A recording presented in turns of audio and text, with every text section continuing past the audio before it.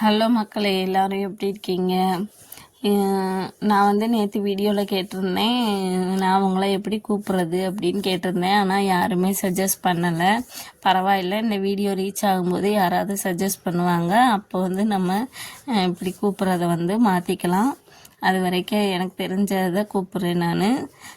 பிரண்டை துவையல் எப்படி பண்ணுறதுன்றத பார்க்க போகிறோம். அதுக்கு வடை சட்டியில் கொஞ்சம் எண்ணெயை ஊற்றிட்டு, அப்புறம் உளுந்தம்பருப்பு, பட்டை வத்தை வந்து உரப்புக்கு தகுந்த மாதிரி சேர்த்துக்கோங்க. நாங்கள் வந்து காரம் கம்மியாக தான் சேர்ப்போம்.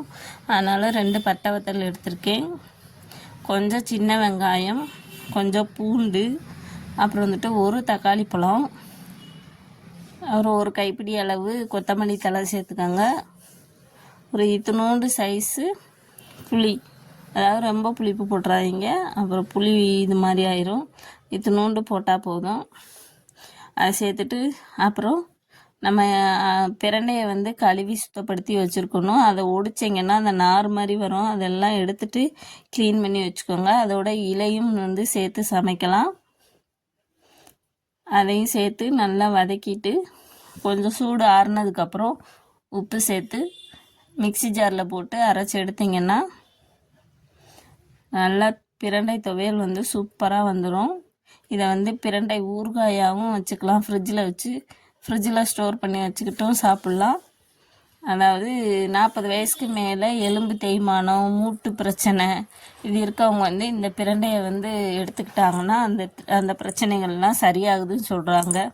முந்தி காலத்தில் இருந்தவங்கலாம் நிறைய பேர் வந்து ரொம்ப ஆரோக்கியமாக இருந்ததுக்கு இந்த மாதிரி உணவுகள் தான் வந்து எடுத்திருக்காங்க.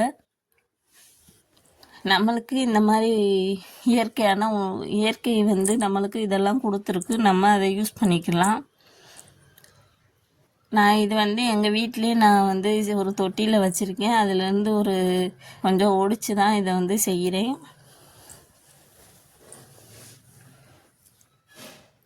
இதில் வந்து ஒரு கனவு கிடைச்சாலும் நீங்கள் ஒரு சின்ன தொட்டியில் வச்சு கூட வீட்டில் வளர்த்துக்கலாம். இந்த மாதிரி நல்லா வதக்கிட்டு அரைச்சி அது வந்து சாப்பிட்டு பாருங்கள். தேவைக்கு அதிகமான அளவு உப்பு சேர்க்காதீங்க.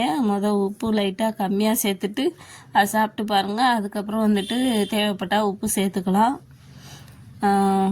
இந்த மாதிரி அடிக்கடி செஞ்சு சாப்பிட்டிங்கன்னா இந்த எலும்பு பிரச்சனைகள்லாம் வராது.